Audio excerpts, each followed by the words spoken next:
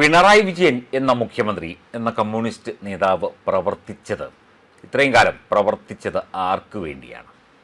എന്തിനു വേണ്ടിയാണ്? സ്വന്തം നാടിനു വേണ്ടിയാണോ? അല്ലെങ്കിൽ ഇദ്ദേഹം ആരുടെയെങ്കിലും ഒരു അണ്ടർ കവർ ഏജൻ്റായി പ്രവർത്തിക്കുകയായിരുന്നു? ഇത് നമ്മുടെ ഒരു പ്രിയപ്പെട്ട സുഹൃത്ത് ഫേസ്ബുക്കിലൂടെ ഉന്നയിച്ച ചില സംശയങ്ങളും അഭിപ്രായങ്ങളുമാണ് ഈ ഒരു ചിന്ത എന്നിലേക്ക് കടന്നു വന്നത്.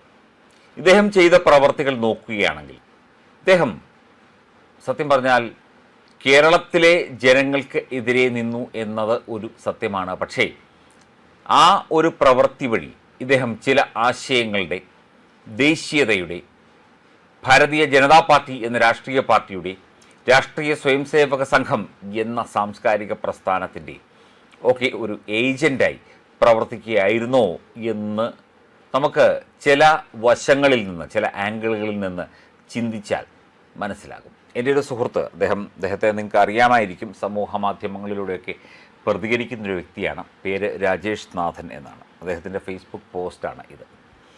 ദേശീയ പദ്ധതികളുടെ ഭാഗമായി എല്ലാ വികസന പ്രവർത്തനങ്ങൾക്കും കേന്ദ്ര സർക്കാരിന് പിന്തുണ നൽകുകയും അതിനായി മിനിമം 10 വർഷം ആവശ്യമായതിനാൽ മുസ്ലിം ന്യൂനപക്ഷ പ്രീണനം നടത്തി തുടർഭരണം നേടുകയും തുടർന്ന് BJPയുടെ മിഷൻ പ്രാവർത്തികമാക്കാൻ തൻ്റെ മൂലക്കുരുവിൻ്റെ വേദന പോലും തൃണവത് ഗണിച്ച് വാർദ്ധക്യകാലത്തും ഒരു അണ്ടർ കവർ ഏജൻ്റായി പ്രവർത്തിച്ച് ഒടുവിൽ മത തീവ്രവാദത്തിൻ്റെ ഫലം എന്താണ് എന്ന് മലയാളിക്ക് മനസ്സിലാവാൻ അവരെ ജമാഅത്തെ ഇസ്ലാമിയുടെ മുന്നിൽ എറിഞ്ഞുകൊടുത്ത് BJPയുടെ ദേശീയതയുടെ താമരയ്ക്ക് വിത്തുപാകി തൻ്റെ കർമ്മം നിർവഹിച്ചിറങ്ങുന്ന മഹാനുഭാവ, അങ്ങേക്ക് അഭിവാദ്യങ്ങൾ എന്ന് പറഞ്ഞുകൊണ്ടാണ്. സർക്കാസ്റ്റിക്കാണ്, പരിഹാസരൂപേണ ഇട്ടതാണ്. എന്നാൽ പോലും ഇതിനകത്ത് ചില അർത്ഥങ്ങളുണ്ട്, അർത്ഥതലങ്ങളുണ്ട്. ഇദ്ദേഹം ഈ പറഞ്ഞ കാര്യങ്ങൾ പരിഹാസരൂപേണ രേഖപ്പെടുത്തിയതാണെങ്കിൽ പോലും ഇതിൻ്റെയൊക്കെ ഫലം വന്നിരിക്കുന്നത് അതുപോലെ തന്നെയാണ്. കേരളത്തിൽ ഇനിയിപ്പോൾ UDFൻ്റെ ഭരണമാണ്. UDFൻ്റെ ഭരണം എന്നാൽ ലീഗിൻ്റെ ഭരണം. ലീഗിൻ്റെ ഭരണം എന്നാൽ ജമാഅത്തെ ഇസ്ലാമിയുടെയും SDPIയുടെയും നിയന്ത്രണത്തിൽ കൂടെയുള്ള ഭരണം. മാത്രമല്ല, ഇവിടെ നിരവധി പദ്ധതികൾ കേരള ജനതയ്ക്കായിട്ട് കേന്ദ്ര സർക്കാർ കൊണ്ടുവന്നു. അതൊക്കെ ഒട്ടുമിക്കതും ഇവിടെ നടപ്പിലാക്കുകയും ചെയ്തു. അപ്പം നേരത്തെ ഏതാനും നാളുകൾക്ക് മുൻപ് ഒരു വ്യക്തി തമാശയായി പറഞ്ഞ കാര്യം ഓർമ്മ വരുന്നു. പിണറായി വിജയൻ അമിത്ഷായുടെ ഏജൻ്റാണ് എന്ന് തമാശ രൂപേണ പറഞ്ഞതാണ്. അമിത്ഷായ്ക്ക് നിരവധി ഏജൻസ് ഉണ്ട്. അതിലേറ്റവും പ്രധാനപ്പെട്ട ഒരു ഏജൻറ്റ് എന്ന് പറയപ്പെടുന്നത് അസസുദ്ദീൻ ഒവൈസി എന്ന വ്യക്തിയാണ്. മജ്ലിസ് പാർട്ടി ഹൈദരാബാദിലും അതുപോലെ തന്നെ ബീഹാറിലുമൊക്കെ ഉള്ള പാർട്ടിയാണ്. ഇദ്ദേഹത്തെ അവിടെ ഇരുത്തിയിരിക്കുന്നത് തന്നെ അമിത്ഷായാണ്. കോൺഗ്രസ്സിന് കിട്ടേണ്ട മുസ്ലിം വോട്ടുകൾ ഭിന്നിപ്പിക്കാനാണ് ഇദ്ദേഹത്തെ അവിടെ ഇരുത്തിയിരിക്കുന്നത് എന്ന് പറയപ്പെടുന്നു.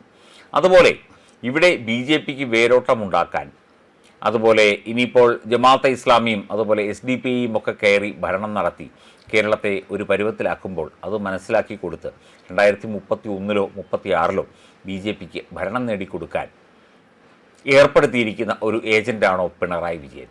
നമുക്ക് ഇത് ആക്ഷേപഹാസ്യ രൂപത്തിൽ സർക്കാസ്റ്റിക്കായി ചിന്തിക്കാം. എങ്കിലും ഇതിൻ്റെ പരിണിത ഫലങ്ങൾ വരുന്നത് അങ്ങനെയൊക്കെ തന്നെയാണ്.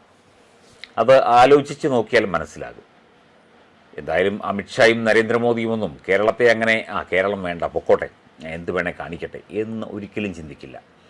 ഓരോ സംസ്ഥാനത്തും ഓരോ തരത്തിലുള്ള തന്ത്രങ്ങളാണ് ഇവരൊക്കെ തന്നെ മെനഞ്ഞെടുക്കുന്നത്. അപ്പം ഇവിടെ CPMനെയും പിണറായിയെയും വെച്ച് അമിത്ഷായും മോദിയുമൊക്കെ ഒരു തന്ത്രം പ്ലാൻ ചെയ്യുകയാണോ? ദീർഘകാലത്തേക്കുള്ള ഒരു തന്ത്രം പ്ലാൻ ചെയ്യുകയാണോ? എന്തായാലും മഹാനുഭാവ അങ്ങ് ഇറങ്ങിപ്പോകുന്നു. അപ്പം നന്ദി പറഞ്ഞുകൊണ്ടാണ് ഈ ഒരു പോസ്റ്റ് രാജേഷ് നാഥൻ എഴുതിയിരിക്കുന്നത്.